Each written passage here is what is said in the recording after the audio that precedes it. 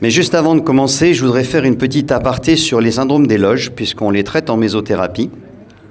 Et tous les syndromes de loges chroniques que l'on a à disposition, on peut tenter la mésothérapie, qui est un mélange qui associe la vitamine C, l'étamzylate et la calcitonine. La vitamine C en défibrosant, l'étamzylate en anti-œdémateux et la calcitonine comme produit de défibrose, parce que vraiment c'est un produit magique. En général, on fait 3 séances, J1, J8, J15, ça fonctionne, on continue, ça fonctionne pas, on passe à autre chose. Mais sachez quand même qu'on l'a dans le traitement médical, Roberto en parlait tout à l'heure, et ça peut donner d'excellents résultats. Donc voilà, c'était la petite aparté sur les syndromes des loges. Chronique, bien sûr, pas aigu, évidemment. Donc là, on va parler un peu de l'insuffisance veineuse. C'est vrai que le sport est pourvoyeur de pas mal de soucis sur les veines. On ne traite pas bien sûr les varices. Vous avez largement des traitements préventifs avec les chaussettes de contention, mais l'objectif, c'est de travailler sur les perturbations que le sport peut engendrer. Comme vous le voyez, il y a pas mal de problèmes puisqu'il y a les contractions musculaires puissantes et prolongées, il y a des blocages respiratoires, il y a des accroupissements qui coudent les veines. Bref, on a pas mal de soucis qui peuvent aggraver tous les problèmes de pression sur les veines. Un exemple clé qui est l'haltérophilie, elle cumule tout ça, les musculations aussi, les sports de combat, et puis le foot, le rugby, qui sont aussi à l'origine de chocs directs. En gros, si vous voulez, l'idée c'est de comprendre que tous les sports peuvent malheureusement malmener nos veines, et on voudrait savoir ce qu'on peut faire nous en amont pour soulager les problèmes veineux. Alors, est-ce qu'il y a un sport idéal? Oui, il y a un sport quand même qui fonctionne très bien, qui est la natation, puisque ça évite les jambes lourdes, ça associe pression, fraîcheur de l'eau, position horizontale, pas de traumatisme, bref, on devrait tous nager pour éviter les problèmes de veines. La marche aussi, qui est très bénéfique, et puis bien évidemment d'autres sports comme l'aquagym, le vélo contre faible résistance, le cardio-training en salle, faut pas trop plier les jambes, la gym d'entretien, bref, tout ce qui est sport doux, mais là on s'adresse plutôt à des sports qui ne sont pas trop traumatisants. Pour des sports de haut niveau ou des sports comme le trail, le marathon, toutes les courses à pied de longue haleine, ça peut créer des problèmes. Alors après le sport, qu'est-ce qu'on fait en général? On prend une douche fraîche, on masse les jambes, on peut faire aussi les douches écossaises, toujours de bas en haut, se reposer jambes surélevées, les gels de phytothérapie, des phlébotoniques, le port des chaussettes ou les bas de contention, on en parlait, j'ai vu hier des gens qui portaient des chaussettes adaptées, bien évidemment, il est très judicieux d'utiliser ce genre de maintien pour aider les veines à être en bon état. Alors sur le plan physiopathe, petit rappel rapide, l'insuffisance veineuse, ça peut être soit génétique, soit héréditaire, soit acquis. Regardez, le post-op, l'étirement, relâchement, altération du système véno-lymphatique, la grossesse, puis bien sûr tous les facteurs de risque inhérents à ces problèmes, le tabac, la pilule, la surcharge pondérale, sédentarité, exposition chaleur, piétinement. Bref, on a pas mal de facteurs qui facilitent l'insuffisance veineuse. L'objectif étant de prévenir tout ça. Quelles sont les conséquences d'une insuffisance veineuse? Elles sont algiques déjà, lourdeur, douleur, fatigabilité, crampes, fourmillement, impatience, et puis tout ce qui est physique, et c'est ce sur quoi nous on essaye aussi d'agir, prévention en amont de ce qui est varicosité, œdème, tout ce qui est disparition du galbe du mollet, la cheville épaisse, ce qu'on appelle la jambe en poteau, tout ce qui est obstacle au retour veineux, bref, ces phénomènes finissent par évoluer vers un engorgement tissulaire et le risque d'évolution vers la cellulite hydrolipodystrophie, qui est aussi quelque chose de désagréable parce que c'est souvent douloureux. Alors la mésothérapie, elle sert à quoi? Elle sert surtout à prévenir. On travaille sur l'insuffisance véno-lymphatique périphérique, les jambes lourdes, les œdèmes, tout ce qui est impatience des membres inférieurs. Bien évidemment, il faut toujours faire son diagnostic différentiel et évaluer les risques de pathologies veineuses profondes, d'où l'intérêt du Doppler, d'autres origines comme les origines cardiaques, rénales ou neurologiques. À nous de faire le distinguo entre un œdème cardiaque ou rénal et une simple insuffisance veineuse qui altère le galbe de la cheville. Alors, les mécanismes de notre mésothérapie, c'est quoi? C'est stimuler la circulation du système véno-lymphatique. Donc, l'objectif, c'est favoriser la décongestion des tissus, de stimuler le drainage et de lutter contre la rétention hydrosodée. Les mélanges qu'on utilise ont tous pour vocation d'améliorer ces phénomènes. Qu'est-ce qu'on utilise comme produit? Ils sont relativement simples. L'étamzylate, qui est un vasoactif anti-œdémateux et décongestionnant. La mésocaïne, c'est le nom de laboratoire de la lidocaïne à 1%, qui est un vecteur rhéologique et qui active la microcirculation. La lidocaïne a aussi des vertus anti-inflammatoires. Et la calcitonine, qui est un stimulant antalgique, anti-inflammatoire également. Et la calcitonine, comme le disait Denis hier dans son premier topo, c'est quand même notre produit phare dans ce genre de domaine. Le mélange qu'on utilise, qui est un mélange drainant et stimulant, vous le voyez, c'est la calcitonine 1 ml, l'étamzylate 2 ml, la lidocaïne 2 ml, une seringue, et on utilise des techniques qui sont superficielles. Vous avez vu peut-être hier dans la présentation de Denis, il y a 4 modes d'administration de la mésothérapie qui, de la surface vers la profondeur, sont l'intraépidermique, qui, je vais vous les détailler, l'intradermique, l'intra-hypodermique en point par point et l'intra-hypodermique en point profond pour la mésothérapie ponctuelle systématisée. Dans les insuffisances veineuses, on n'utilise que des techniques superficielles, intraépidermiques et ou intradermiques, qu'on appelle aussi le nappage. Alors, quelles sont les techniques d'injection? L'intraépidermique, elle est la suivante. La profondeur est de 0 à 0,2 mm sur une pression de 40 grammes et on a un angle d'attaque de 15 degrés sur la peau et on crée des microstries superficielles. J'insiste lourdement quand on fait l'enseignement auprès de nos étudiants. Je refuse le terme de griffure, parce que dès qu'on parle de griffure, pour moi, ça fait cicatrice, et j'ai horreur des cicatrices. Donc, j'insiste vraiment pour que mes collègues parlent de microstries superficielles. Je dis, c'est souvent comme si on faisait un disque, un vinyle, on crée un sillon à la surface de la couche cornée. Ces techniques donc, de microstries sont parallèles plus ou moins serrées.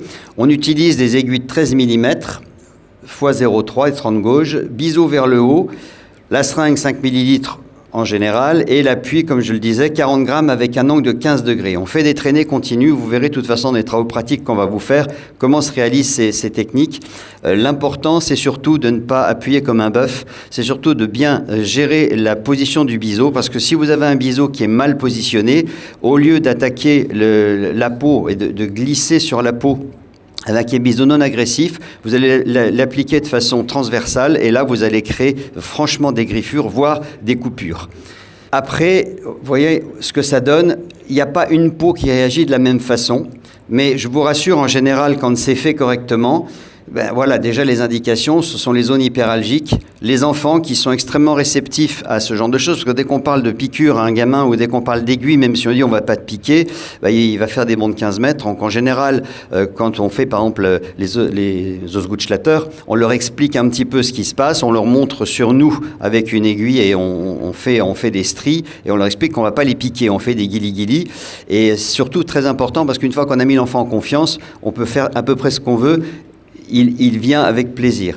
Les surfaces de cellulalgie, la face, les extrémités, tout ce qui est extrémité marche fabuleusement bien avec la intraépidermique parce qu'on n'a pas de piqûre. Vous savez que plus on descend vers les membres au niveau des doigts, des mains et des pieds, plus on a d'hypersensibilité. Et en règle générale, quand on fait de l'intraépidermique, ça fonctionne très bien. Les extrémités, on regarde les prothèses. Alors les prothèses, petite parenthèse pour les chirurgiens orthopédiques et qui nous font confiance et on les remercie. Dans les suites de prothèses de genoux par exemple, quand on agit immédiatement en post-opératoire, on arrive à réduire l'œdème, on arrive à faciliter la reprise rapide de la kiné. Ça permet quand même de limiter énormément tous les phénomènes inflammatoires. Denis pourra en parler peut-être demain ou après-demain. Bref, c'était une petite parenthèse, mais dès qu'on a des possibilités d'avoir des chirurgiens qui nous font confiance, on les aide beaucoup et on aide beaucoup les patients dans les suites. Et ça permet aussi de prévenir pas mal les algoneurodystrophies. Alors, vous voyez ce que ça donne, c'est effectivement des stries d'une personne à l'autre en fonction du dermographisme cutané du patient. Vous avez des choses qui réagissent plus ou moins vite, mais en règle générale, ce genre de pathologie, enfin en tout cas de phénomène inflammatoire dure en moyenne 15 à 20 minutes et au bout de 15-20 minutes, ça disparaît. Si ça disparaît pas le lendemain, c'est que vous avez mal travaillé. Après, vous avez le nappage intradermique. Le nappage, c'est très simple, il va consister en des micro-ponctures répétées. Ça va de 0,2 à 1,5 mm de profondeur. Un nappage bien fait ne doit pas faire saigner, ça c'est sûr et certain. Vous vous servez de l'élasticité de la peau pour rebondir sur cette peau. Et la technique est simple, on a une aiguille de 4 mm, x 0,4 ou x 0,3, le biseau vers le bas. Importance de bien positionner son biseau et on fait un picotement répété en translation linéaire, c'est-à-dire qu'on picote, voilà, c'est un mouvement répétitif avec un angle d'attaque de 30 à 60 degrés, la poussée permanente sur le piston pour permettre à chaque moncture éjecter une gouttelette du produit, comme on le disait, profondeur de 0,5 à 2 mm. Quels sont les avantages de cette technique? Il y a une interface méso maximale. L'interface méso, c'est quoi? C'est la surface de contact avec le principe actif. En fait, plus vous avez de multiplicité de ponctures, plus vous déposez de gouttelettes, plus vous augmentez la surface de contact de la zone traitée avec le principe actif. Elle est peu traumatisante si on fait une bonne technique. J'insiste là aussi, c'est vraiment technique parfaite. Il faut éviter les griffures, il faut éviter de laisser traîner l'aiguille, il faut éviter d'enfoncer comme un malade. Donc c'est pour ça que les travaux pratiques qu'on fait avec nos étudiants sont capitaux. On les fait d'ailleurs, c'est intéressant de voir les progrès qu'on fait au fur et à mesure parce qu'ils passent d'une tête un petit peu crispée au début jusqu'à quelque chose de très détendu. Ça veut dire que finalement ils ont bien travaillé. Et c'est adapté à quasiment toutes les indications qui sont identiques à l'intraépidermique. Souvent on peut coupler intraépidermique et intradermique. C'est aussi toutes les indications en association avec les techniques profondes qui ne sont pas d'actualité sur le type de pathologie en question, mais on appelle ça, nous, des techniques mixtes. Quand vous faites une intrahypodermique, c'est-à-dire vous faites un point par point, vous avez une action immédiate par le principe actif que vous déposez en profondeur à 3-4 mm, et puis après, vous avez votre nappage qui va faire un effet différé, d'où l'intérêt d'avoir cette double technique. Alors les points d'injection, bien sûr, c'est les jambes, sur les axes veineux, latéraux, antérieurs, postérieurs, toujours de bas en haut, des malléoles jusqu'à la racine de la jambe. Voilà ce que ça donne quand vous faites un intraépidermique, intradermique. Vous partez de la malléole et vous remontez et vous faites différentes zones de nappage. En rythme de séance, on fait 3 séances à 15 jours d'intervalle. Une séance par mois si nécessaire, mais c'est fonction de la clinique. L'objectif est toujours pareil, c'est qu'on s'adapte à la pathologie. Si le patient va bien et que, ma foi, vous faites vos 3 séances et que pendant 6 mois, il est tranquille, vous ne faites rien. Si au bout de 6 mois, il décide de revenir en disant, je recommence à être un petit peu embêté, quand je cours, voilà, j'ai les jambes lourdes, j'arrive plus, j'ai un nouveau de l'œdème, eh bien, on lui refait des séances. Et l'objectif n'est pas de faire des séances répétitives, mais de faire des séances adaptatives. Une fois qu'on a fait nos 3 séances, c'est nous qui nous adaptons par rapport au patient. Alors, il y a une petite vidéo qui devrait fonctionner. Dans cette séance-là, on va faire 2 techniques. On va d'abord faire de l'intraépidermique. L'intérêt, c'est de commencer par l'intraépidermique parce que le temps que vous fassiez votre intradermique, vous laissez le produit sur la peau. Et il suffit donc de passer en strie régulière. L'appui n'est pas catastrophique. En même temps que tu appuies sur le piston. Absolument. Et il y a du produit qui se dépose sur la peau.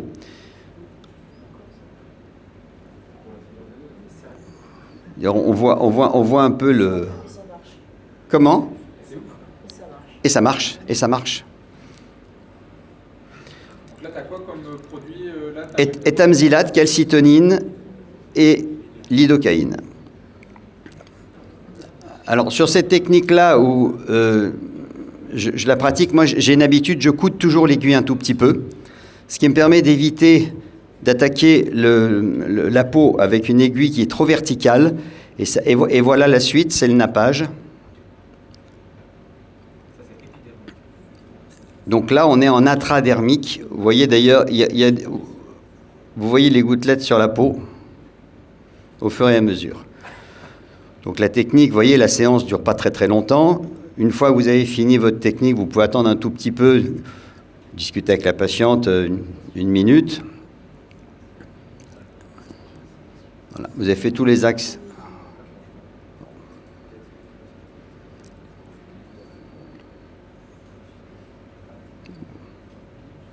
Voilà, là vous avez fini votre séance. Et c'est totalement indolore. Pas de saignement, pas de poncture, pas d'agression. Et vous laissez votre produit. Une fois que vous avez épongé, le patient peut repartir. Alors l'efficacité, voilà, elle a un triple effet physique, mécanique par stimulation réflexe. N'oubliez pas que une poncture a toujours un effet de réflexothérapie. Et puis bien évidemment chimique grâce au mélange médicamenteux, effet anti-œdémateux, effet régénérant, effet antalgique, effet décongestionnant. Vous avez donc un effet immédiat par une fraîcheur, soulagement des douleurs, les jambes légères. Dès la sortie de la consultation, les patients se sentent mieux. L'effet sur le long terme, meilleur confort de sommeil, moins de douleurs, d'impression de jambes lourdes, que ce soit la journée ou le soir. avec une belle diminution de l'œdème, retour du dessin des malléoles, de galbe du mollet, et puis surtout, il n'y a pas forcément de contrainte de prise quotidienne de vénotonique, sauf que on peut rassocier les vénotoniques, c'est pas une contre-indication. Ça peut remplacer, mais ça n'est pas obligé. On peut associer les deux. Voilà, je vous remercie.